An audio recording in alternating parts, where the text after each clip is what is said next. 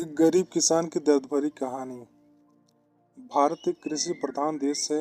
यहाँ की लगभग 70% जनसंख्या प्रत्यक्ष या अप्रत्यक्ष रूप से कृषि पर निर्भर है। मगर यही किसान वर्ग आज सबसे ज्यादा पीड़ित और उपेक्षित है। यह कहानी है एक ऐसे ही गरीब किसान की जिसका नाम राम स्वरूप है। यह कहानी सिर्फ राम स्वरूप की नहीं बल्कि उन लाखों करोड़ों किसानों की है जो दिन रात मेहनत करते हैं, अन्न उगाते हैं लेकिन खुद भूखे सोने को मजबूर हैं। प्रारंभिक जीवन। राम स्वरूप उत्तर प्रदेश के एक छोटे से गांव धनपुर में रहते हैं। उनके पास मात्र 2 बीघा जमीन थी जो पुश्तैनी विरासत में मिली थी। उसी जमीन से वह अपनी बीवी और बच्चों का पेट पालते थे। उनके 2 बच्चे थे, एक बेटा और एक बेटी। उनकी पत्नी का नाम गीता था। रामस्वरूप पढ़े लिखे नहीं थे लेकिन मेहनती थे। उनका जीवन कठिनाइयों से भरा था लेकिन वे कभी हार मानना नहीं चाहते थे। संघर्ष की शुरुआत। हर साल बारिश का समय आते ही रामस्वरूप की चिंता बढ़ जाती थी। बारिश समय पर हो या न हो, लेकिन बीज, खाद और कीटनाशक का खर्च समय से करना पड़ता था। रामस्वरूप के पास पैसे नहीं होते थे। वे साहूकार से कर्ज लेते। साहूकार ऊंचा ब्याज लेता, लेकिन मजबूरी में रामस्वरूप को वो कर्ज लेना ही पड़ता। एक साल बहुत खराब बारिश हुई। फसल आधी से ज्यादा बर्बाद हो गई। जो कुछ बचा था वह भी मंडी में सही दामों पर नहीं बिका। रामस्वरूप ने साहूकार से जो कर्ज लिया था उससे चुकाने के लिए उन्हें अपनी पत्नी के गहने तक गिरवी रखने पड़े। फिर भी कर्ज नहीं चुका पाया। बेटी की शादी और बड़ा कर्ज। समय बीतता गया और उनकी बेटी की उम्र शादी लायक हो गई। समाज के दबाव में और अपनी बेटी की भलाई सोचते हुए रामस्वरूप ने बेटी की शादी तय की। लेकिन शादी एक बड़ा खर्च होती है। फिर भी उन्होंने साहूकार से कर्ज लिया। इस बार ब्याज दर पहले से भी ज्यादा थी। उन्होंने यह सोचकर कर्ज लिया कि शायद इस साल फसल अच्छी होगी और सब ठीक हो जाएगा। पर किस्मत को कुछ और ही मंजूर था। इस बार ओलावृष्टि से सारी फसल तबाह हो गई। खेत सूने हो गए और घर में मातम छा गया। शादी तो जैसे तैसे हो गई, लेकिन रामस्वरूप पूरी तरह कर्ज में डूब गया। असहायता और सरकारी उदासीनता। रामस्वरूप ने कई बार सरकारी सहायता के लिए आवेदन दिया, लेकिन कागजों की भूल भुलैया में उनकी फाइलें गुम हो जाती थी।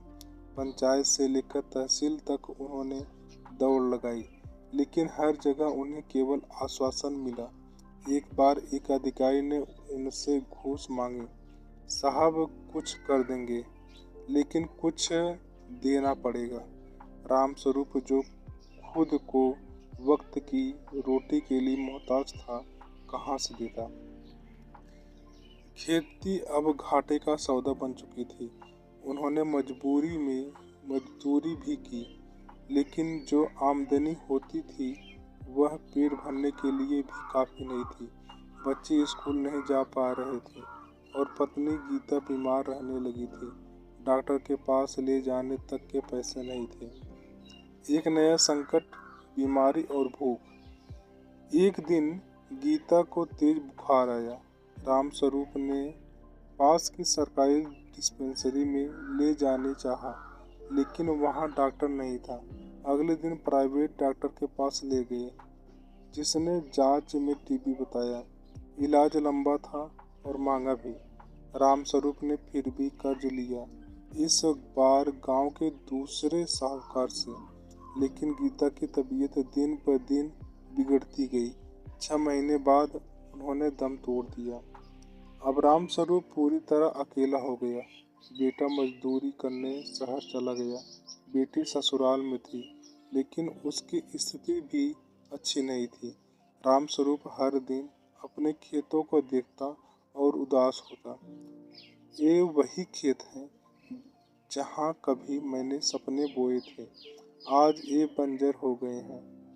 आत्महत्या की कगार पर। रामस्वरूप अब पूरी तरह टूट चुका था। उसके ऊपर लाखों का कर्ज था। जमीन साहूकार के पास गिरवी थी। शरीर बूढ़ा हो चुका था और आंखों में नमी हमेशा रहती थी। एक रात उसने आत्महत्या करने का विचार किया। गांव के पास बहती नदी में जाकर कूद जाने की सोची, लेकिन जब वहां पहुंचा तो उसे एक नन्हा बच्चा दिखा, जिसकी आंखों में डर था लेकिन उम्मीद भी।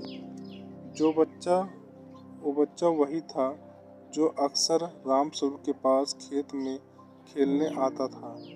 उसने रामस्वरूप से कहा, चाचा, आप तो सबसे अच्छे हो, आप नहीं रहोगे तो मुझे कौन कहानी सुनाएगा।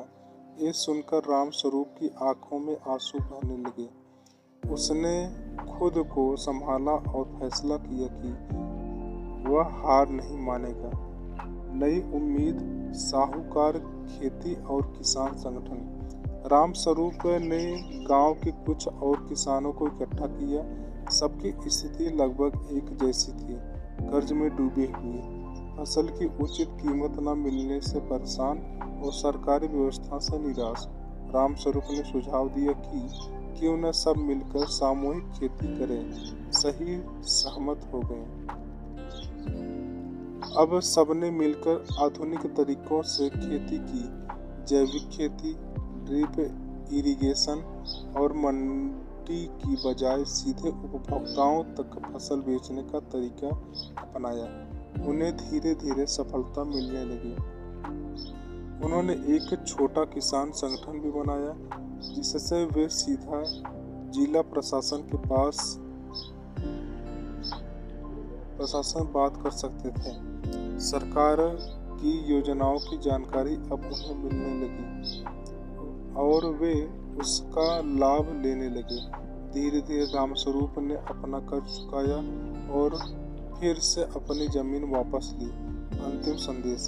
रामस्वरूप 65 वर्ष के थे, लेकिन अभी भी हर सुबह खेत जाते हैं। उनका बेटा अब गांव वापस आ गया है और उनके साथ खेती करता है।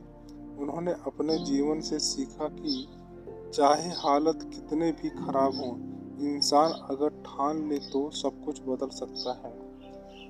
उनकी कहानी अब स्कूलों में प्रेरणादायक कहानी के रूप में पढ़ाई जाती है। उन्होंने दिखा दिया कि किसान सिर्फ खेती में काम करने वाला मजदूर नहीं, वह इस देश की आत्मा है। वह जिंदा रहेगा तो देश भी जिंदा रहेगा।